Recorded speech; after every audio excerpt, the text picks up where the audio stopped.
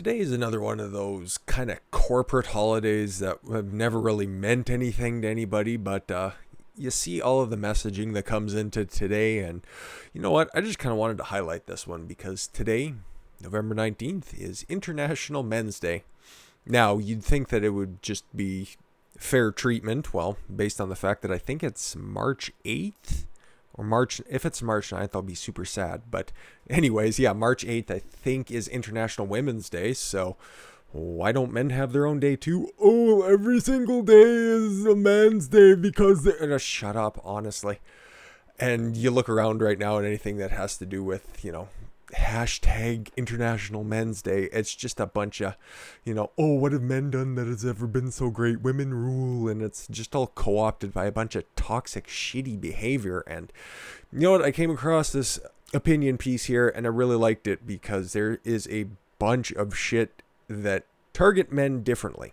And this isn't trying to marginalize any of the women that are out there. There's like 15% of you who watch my video, and all 15% of you are terrific. But yeah, for the other 85%, myself included, yeah, we face a lot of unique things that don't get properly spotlighted. Men disproportionately go to jail. Men disproportionately commit suicide. Our entire identities have been under attack for the past, well, at least decade at this point, with all, the calls of toxic masculinity, and nobody benefits from a feminized man. Now, let me explain that a little bit further. When you take away what it is to be a guy, like what's the understanding? What's the generally accepted idea of what it means to be a man? Standing up for yourself, voicing your opinion, being physically capable when that is necessary. There's a lot of terminology that gets thrown out from the media, and that's always telling men that, their natural inclinations are not what's best out there. You are too hyperactive. You're too aggressive. You're not, caring as much as the other women out there. And I think it's important that men stay men. Like, in my opinion, there are some certain things that every man should know in order to be a man. Should be able to fix your vehicle, a couple of tertiary things. You should be able to, change a flat tire. You should be able to change your own oil. Should be able to do, general maintenance on your vehicle.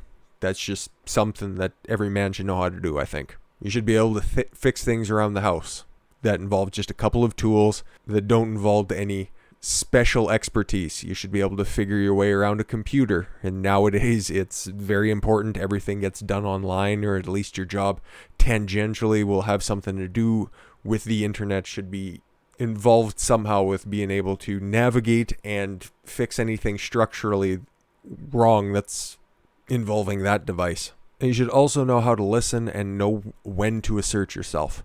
That is something else that doesn't get brought up a lot. It's not about what you say, it's about when you say it and how you say it. Okay, I talk for a living. I put a metric shit ton of my thoughts out there, and people who get to know me as much more reserved. I like to just sit back and listen to what people have to say, because they will always tell your intentions, what they want, and how they're going to get them. If you just sit back and listen, everybody will tell you everything about them, given enough time. It's more important to ask the questions than to assert your answers. But enough of my preamble. I really like this opinion piece here, so let's dig into it here for International Men's Day. And it focuses a lot on fathers who get a fucking shit ride when it comes to divorce cases, when it comes to just, in popular media. And Nick DiPaolo's very, very front and center when it comes to saying that the father always looks like the bumbling asshole, and that he's just merely the cum dispenser, and that there's nothing smart or intelligent about him. It's always the mother who's presented as being the most important and the only one who can ever, form a cohesive thought in their head for the children. But that's just patently not the case. I can say beyond a shadow of a doubt, I wouldn't be who I am today without the guidance of my father, so... And I know a bunch of you out there would be the exact same way. So what she says here is, my father has always been a man of few words. In fact, one of my fondest memories of him involves almost none at all. One year, he wrote my mother a Christmas card on a small folded piece of paper in an almost illegible hand. He'd written 3 deliberate words: I love you. My mother stared down at the paper, holding it so tightly that it crumpled in the center. She was silent for a long moment. Eventually, she looked up at my dad, laughed, and started to cry. Across the room, my father leaned casually against the fireplace, looking back at her with pride.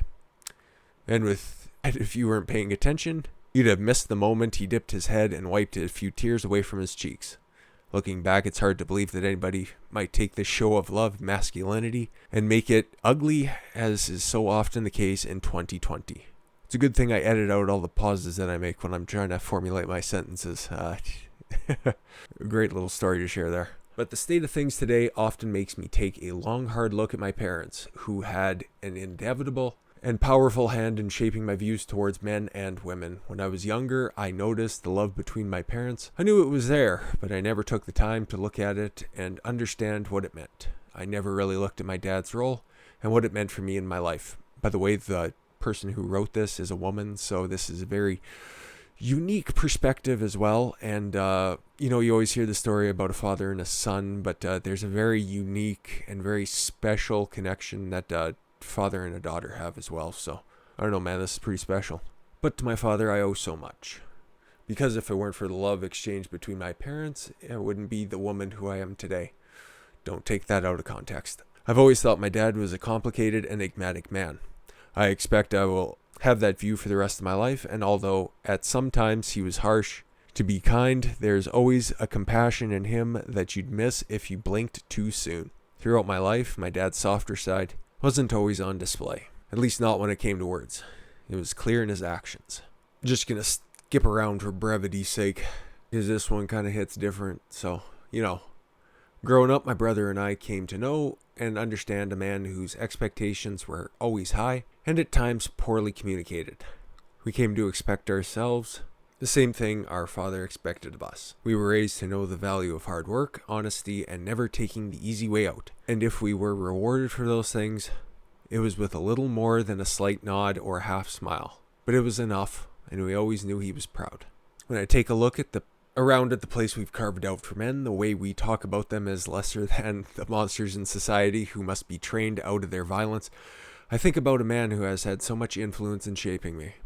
It is because of this that I find many societal conclusions irreconcilable. A man embracing his masculinity is not shameful or toxic. Masculinity, as I have always known it, is the meeting of power and magnanimity. I think I'm pronouncing that right. Demonizing men for their unique traits rather than celebrating them for their achievements is a disservice to our society as a whole. It is a disservice to our young men and boys who go through their lives being told to be anything but a man, just like I was saying in the intro there, associating them with violence and negativity. My childhood, even in my adult life, has been marked with the integrity and strength that comes from a present, loving, tough father. There was no perfect way he could have imparted his values on us or made my brother and me good enough people for society. All he could do was set an example, and he did. In recent years, someone somewhere arbitrarily decided that to be masculine is to be wrong. Exactly. I can't ever pinpoint the exact moment. I got an idea in my head where the basic framework was laid, but, can't lay it at the feet of anybody. It is something that we must breed out of our boys and men if we intend to protect our women and girls. But I disagree. The masculinity in my dad, and now in my older brother, has shown me the strength, resilience, and love are not ideals only attached to femininity.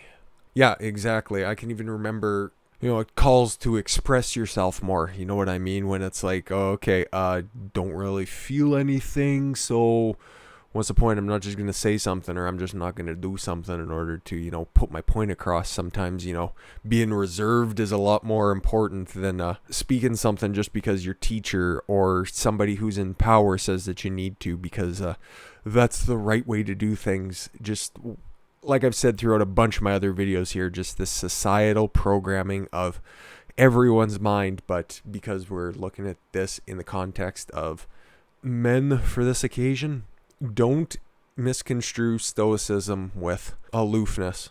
And yeah, this is probably one of the best opinion pieces that I know I've read in a long old time. And it's powerful, right? If you can relate to that.